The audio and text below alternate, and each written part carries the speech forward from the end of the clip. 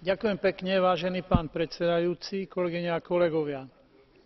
Dokumenty uverejnené prednedávnom Európskou komisiou o rozširovaní Európskej únie odkázali ašpirantom na budúce členstvo v nej, že pokrok na ceste európskej integrácie je možný iba a výlučne len na základe reálnych výsledkov.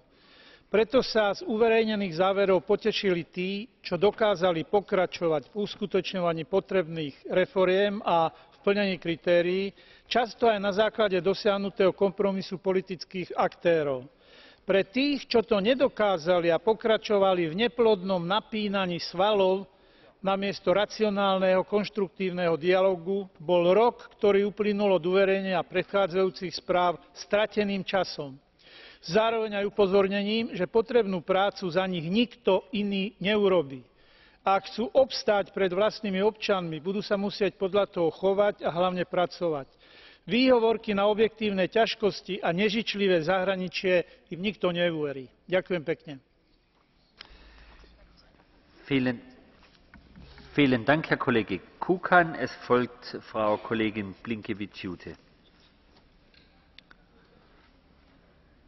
Ačiū, ponia pirmininkė.